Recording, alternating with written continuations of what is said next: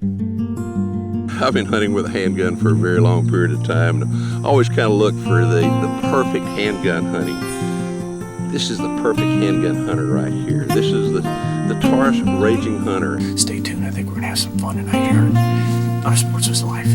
Hog hunting, East Texas. Stay tuned. We're gonna cook some goulash. I don't know how many of you have enjoyed goulash in your life, but it's a simple meal, but it's really tasty. Welcome to A Sportsman's Life. We're so glad you tuned in to join us for another exciting real-world outdoor adventure right here on A Sportsman's Life.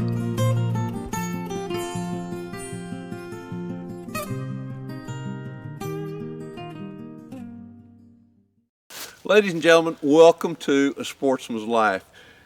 We're here with guns. Suspect maybe you may be out there somewhere too, getting ready to go hunting like we are, and we could even do a little fishing. So Luke and Jeff and I are going to take you on some absolutely fantastic adventures. Y'all stay tuned for the rest of A Sportsman's Life. Well, friends, we are set up. Got the dragon claw. Got me a feeder about 20 yards away. Corn will be coming out of that thing about 5 p.m., which is about an hour and a half from now. We got on the blind early. Hogs seem to be moving. Full moon. Kind of a cool winter afternoon, so we are ready for action. Got Larry all set up, and he's sitting in a double box blind over into the big food plot. We've got Luke back on the east side of the property, and he's sitting in a little box blind too. The snap block hunting blinds, folks. That's what they're sitting in. Awesome blinds. This happens just to be a little pop-up blind here, but I call this the hillside blind. It's kind of a little bit of a hill, but these hogs like to come in here, so stay tuned. I think we're gonna have some fun tonight here on A Sportsman's Life. Hog hunting, East Texas. Stay tuned.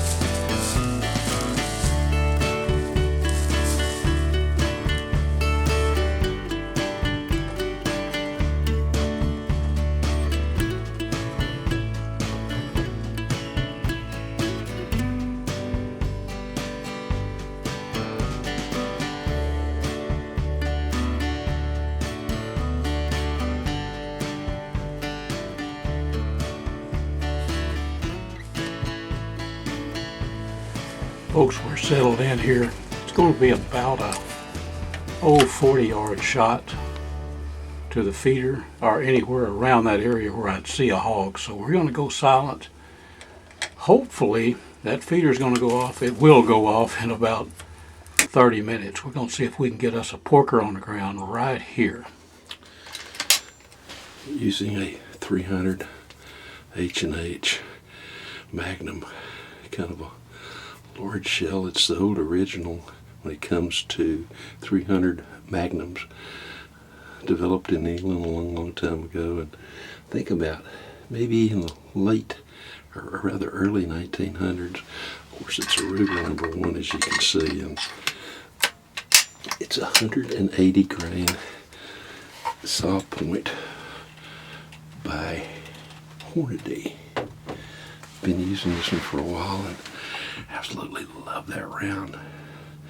Hopefully we'll get an opportunity to use it this afternoon on a hog. We've got a feeder to my right, got a feeder to my left.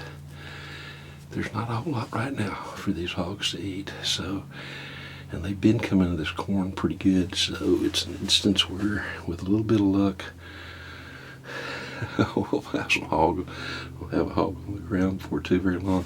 I'm gonna wait a little bit. There's also a bobcat being hanging in here. I dearly love calling. I brought my Burnham Brothers. It's a C3 call.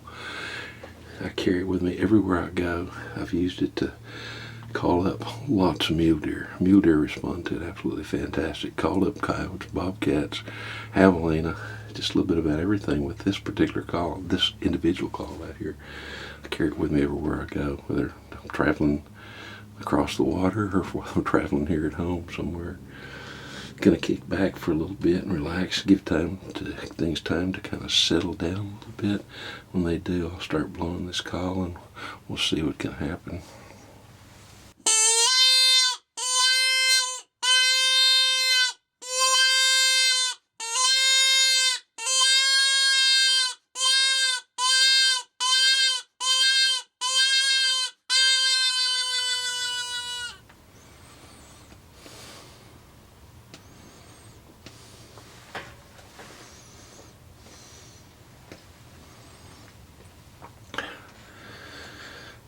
Doesn't look like anything wants to play right now.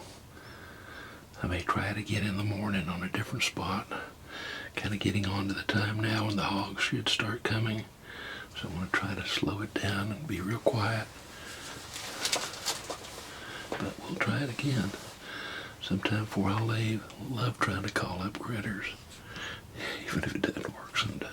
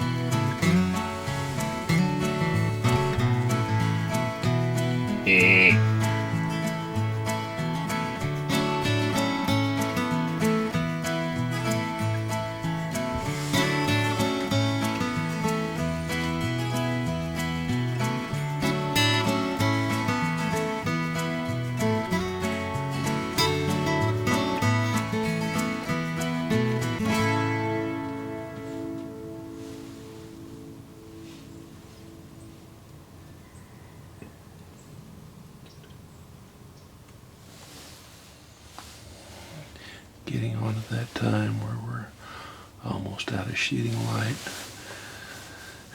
Got entertained by birds and squirrels and 2 deer that I was able to mess with a little bit. Gonna take around another, maybe 5 minutes or so and see if something comes in. If not, I'm gonna start heading back to camp. Find out what Luke and Jeff did this afternoon. They were shooting at one of the air guns, or both of them are shooting air guns. One of the Seneca Dragon Claw and the other one of the Texan air guns. I think it's probably a 45 or 50 caliber. Of course, they'd be quiet to where I couldn't hear them if they shot. But regardless of the fact that hadn't been any hogs showing up like I hoped they would, still an absolutely fabulous evening. Temperature couldn't have been any better. Just an absolutely great evening, just watching squirrels, and did have 2 deer come by, so that kind of made it exciting, and I got to play with those a little bit, run at them. Get back out here maybe a little bit later in the morning, or early in the morning I should say, and we'll try all this again. Maybe then some of these hogs will start coming into this feeder. For whatever reason, I seem to be snake bit here lately on hogs, but it's not just the taking of the animal that makes it fun. It's just the fact of being able to be out here and enjoy this beautiful land that Jeff has at Buck and Bass. I love this country that he has right here, this habitat with little old creek bottoms and big old trees and lots of squirrels and lots of things to watch the entire time. Guys, I had an absolute ball. How about y'all? Oh, it was a fantastic time. Beautiful weather, a little chilly, but It was cool. Boy. You know, you talk about a hunt, a successful hunt. You think about a big buck hanging in a tree or a hog in a cooler. We didn't do that. We didn't kill a hog, but I don't know when I've had more fun, and that is the absolute truth. I tried calling, you know, there's been a bobcat hanging around. We thought I might be able to get in. Of course, didn't do any good there, but, you know, I was sitting there in the blind and just relaxing, among other things. Then we had squirrels like crazy, so I can't wait to come back to another time. I want to come squirrel hunt, because there were both gray squirrels and fox squirrels. And, of course, I saw some deer and all those other kind of good things. Yeah, you had a boar that came in, but Boar just came a in little just bit at too dark, late, but as we filming people say, you know, the camera light, it was at dark, and he come around the backside of it there, but there's hunting and there's hunting for the camera. I've heard you tell me that. and Yes, exactly. And they're in this opposite directions a lot of times. You know, back to the squirrel, our next outing, folks, or maybe we may come up with something between now and then too. We know more than get through. We have so much fun here. We know no more finish this up than we're planning the next outing. Larry's talking about the squirrel. I can see this happening. The white bass will be running about that time. It will. And the creek back here coming out of the lake, they're going to be up in there within a few weeks, couple weeks. Squirrel season will be open. I say we bring our rod and reels, which you've got yours ready, rod and reels for some white bass, 22s, those 10-22s that we've got, our Rugers. Sight it in first, get ready, and then go ahead and have a squirrel and fish cooking down at the creek. I'll bring some of this B&B charcoal and the wood. What about it? I'm in. Sounds to me like a perfect East Texas surf and turf. Surf and turf. Well, I'm ready. I mean, you know. I am too. So all we need to do is set the date. Yeah, well, y'all excuse me. I'm gonna go start getting my 22 ready. We'll see y'all next week. Brought to you by Dallas Safari Club, Conservation, Education, and Hunter Advocacy. Hornaday, accurate, deadly, dependable. Taurus Firearms, maker of the Raging Hunter.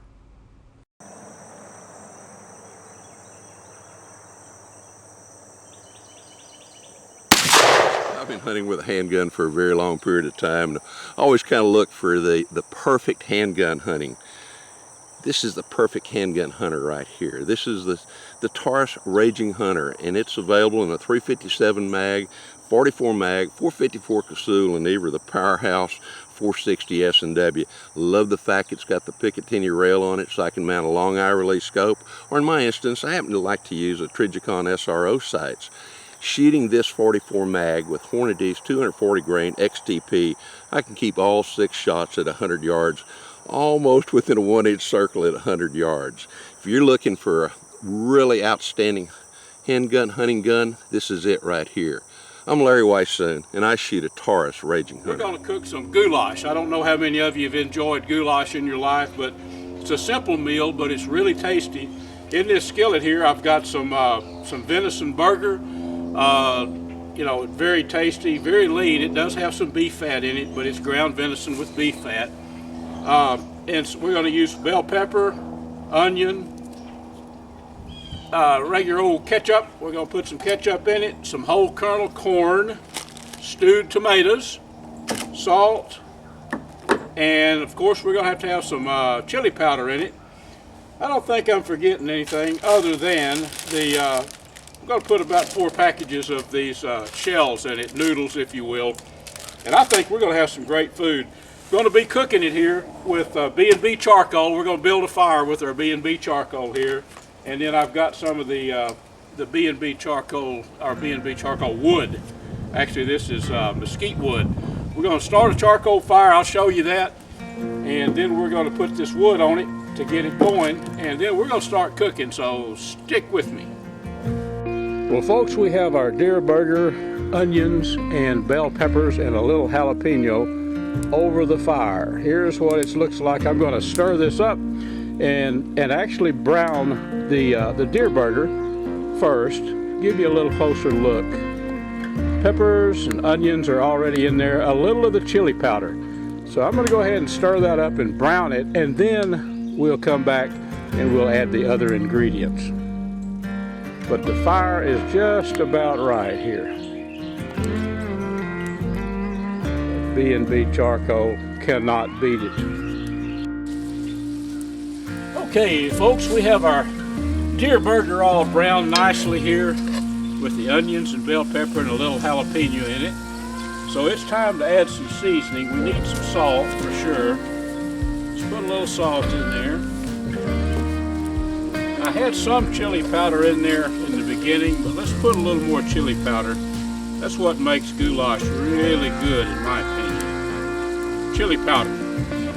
Alright, so I always like to stir everything as I add it. Make sure it's all stirred up and mixed well. Give it a little more chili powder. It does not have quite the color that it needs to have, nor the flavor, so we add a little more chili powder to it. Okay, that's looking like the basic of goulash. Now, what does goulash have in it? Corn. Let's put a can of corn in there. And let's put a can of diced tomatoes. Now then, it's time to stir some more, right?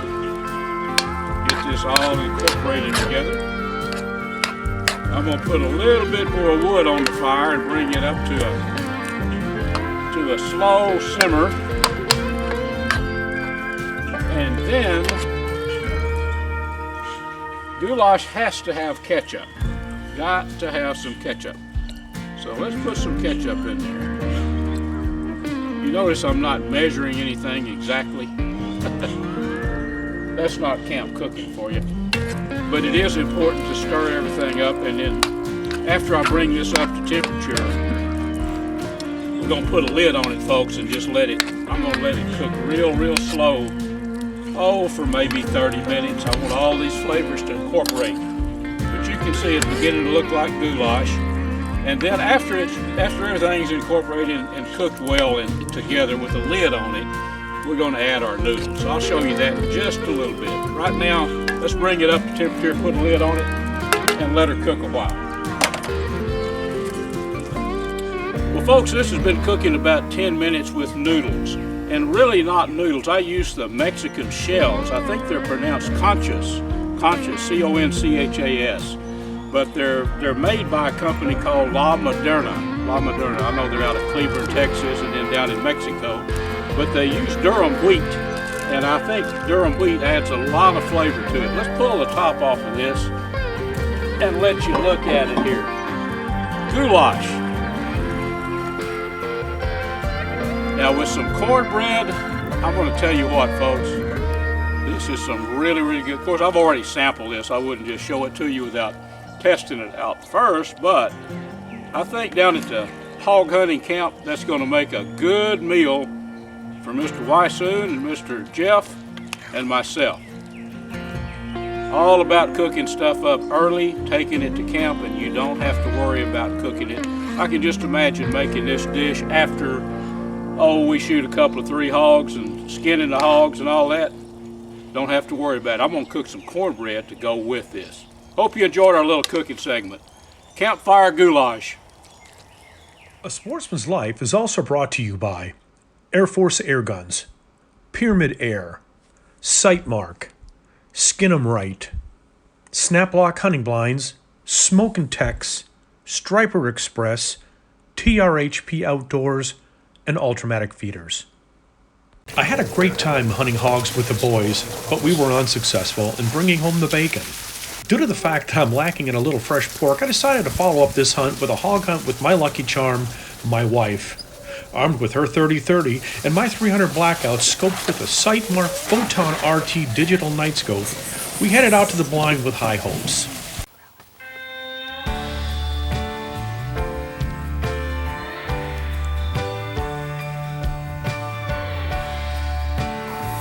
Alright folks, here we are, Bucket Bass Ranch, hunting the buggy blind with my wife. Gotta keep it quiet, feeders will be going off here in about a half hour, so stick with us. Let's see if we can't make something happen.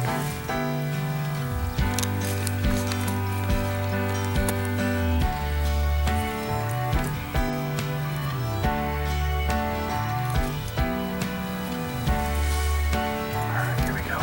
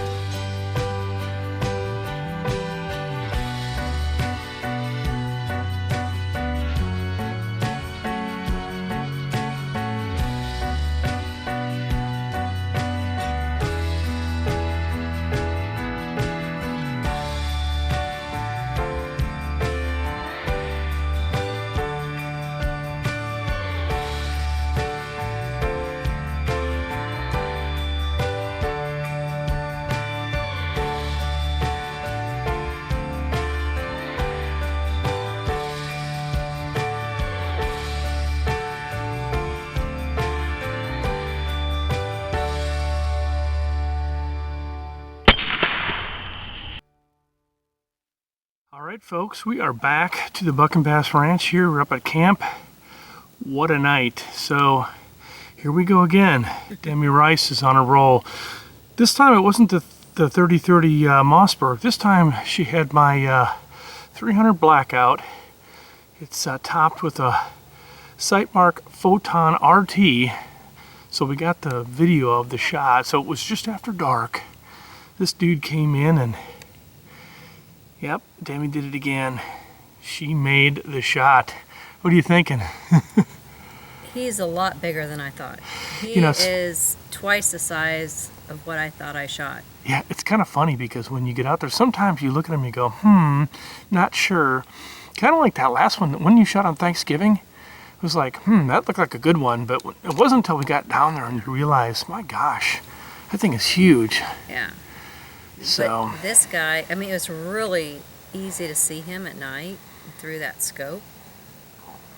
Yeah, and that Photon RT lights him up, don't it? Yeah, just waited till he quartered away from me and bam, it was dead on. So nice. He didn't go far, so luckily we didn't have to drag him too far. Hence the size of him, because he's not a little small guy. No, he's a really cool razorback, which is always good. Yeah, look at that razorback, folks. Matter of fact, I'm going to zoom in just a little bit. You got to... It's always about the pretty hog with me. He's not a wall hanger, but he's good size for eating. He's a good representative of the ranch here. That's a good one. That's probably, you know what, actually, that's a little bit better than normal. Yeah. That's a pretty big hog right there. So I guess we're going to say so long from the Buck and Bass Ranch. We've got some back straps and some hams to cut up here, so we've got work to do. Well, congratulations, dear. We want to thank you for joining us here on this week's episode. Please join us right back here next week for another exciting adventure on A Sportsman's Life.